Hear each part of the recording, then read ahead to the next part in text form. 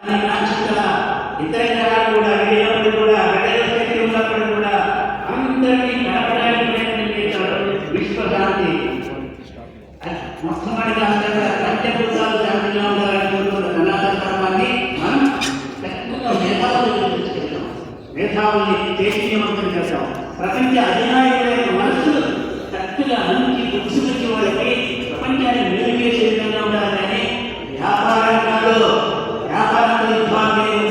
సత్యాన్ని కట్టబడిన సులింగాన్ని చెప్పాలి. మనమంతా కలిసి ఏకీకృతమై ఓ దేశాత్మకులారా, అగ్ర దేశాత్మకులారా, కావాల్సిన వ్యాపారంలో పాల్గొనడం యుద్ధం భక్తులు కావాల్సిన చిత్తనీయాల్సిన అవసరమైతే ఆర్థికంగా శ్రీకృష్ణుడు ఆదేశించిన ప్రకారంగా చేయాలి, అధర్మం చేయాలి కానీ ధర్మం మీద కాదని చెప్పి చెప్పాల్సిన అవసరం వచ్చింది. మనమంతా కలవాలి, కలిసి సనాతన ధర్మాన్ని నిలబెట్టుకోవాలి.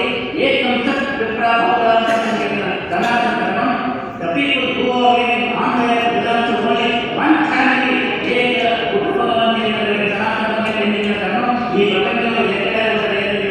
అటువంటి సనాతనమైన ప్రచారాన్ని ముఖ్యమే కానీ ప్రబోధనకి ప్రచారానికి ఏంటంటే ఆచరణలో ఆచరణపడే ముఖ్యం కూడా చెప్తూ అందరికీ కూడా ఈ హృదయాల్లో ఉన్నటువంటి ఆ విశ్వశక్తికి ప్రణమీయులు విశ్వాలో ఉంటూ కూడా దత్తాత్రేయ అందరూ కూడా జీవనుడే ప్రతిరోజు అనుభవం గురువే పరమాత్మ గురువే మనకు ఆకాంక్షించాల్సింది కోరుకోవాల్సింది శాంతి.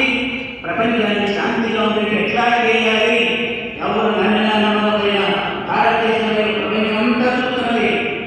ఇక్కడి నుంచి ఒక ఆశాయంగా భవిష్యత్ పురాణాలు కూడా చెప్తున్నాయి. భవిష్యత్తు నుంచి ఉన్నటువంటి ఆస్ట్రాలజీ కానీ జ్ఞానవంతులు కూడా చెప్పారు. భారతదేశం చైతన్యం వస్తుంది, భారతదేశంలో మహాత్ములు ఉద్భవిస్తారు, తద్వారా ప్రపంచానికి శాంతి ఉంటుందని చెప్తున్నదే ప్రాథమిక సత్యమైన చెబుతూ అందరికీ కూడా ఆకాంక్షలు శుభాకాంక్షలు తెలియజేస్తూ ఈ హృదయాలను దివ్యమైన శక్తికి నమస్కారం.